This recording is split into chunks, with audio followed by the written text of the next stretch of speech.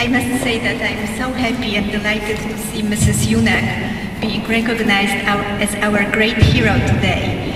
She has been traveling to Poland several times, and every time she is being received with love, care, and great appreciation. She has received a number of medals and recognitions from the Polish government, from the Polish parliament, from the Polish president, and it is so fantastic to see the time that her struggle, her heroic attitude brought fruits in the free Poland.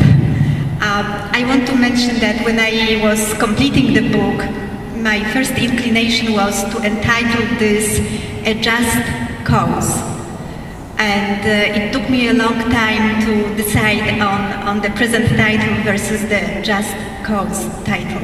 Because her story is it goes to the heart of what we understand as the notion of freedom.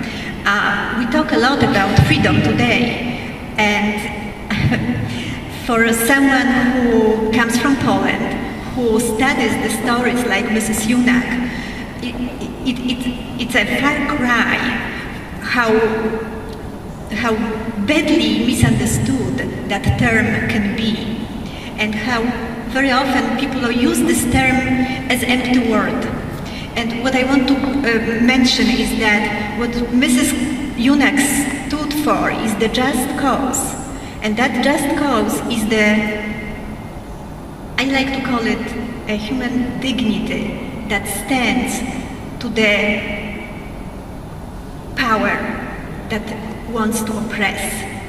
Okay, those are the two forces in the world that we need to be free, meaning recognized as human beings, versus those who want to oppress others. So that's a very critical issue, and what I think is that ultimately, no matter what idea and no matter what ideology is, the fundamental issue is that person recognized as a dignified human being, and that's the core of the sense of the freedom and liberty. Okay, so I don't want to take too much time. What I want to say is that I also represent the Northeast Ohio chapter of the Kościuszko Foundation. We just recently formed that chapter here in Ohio. And this year, this business year, 2009, will mark the 70th anniversary of the outbreak of World War II. If you think about it, September 1939, that's when World War II started. For many Americans, it doesn't occur that this is the 70th anniversary, because for most of the American public, the World War II started in 41, right? That's what children are being taught in school, 41, not 39. So the Kościuszko Foundation, the Northeast Ohio chapter, is sponsoring a historical essay contest this year.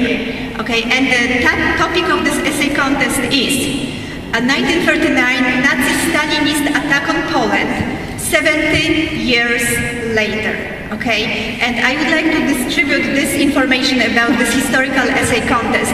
Please keep it in mind and share it with your American friends.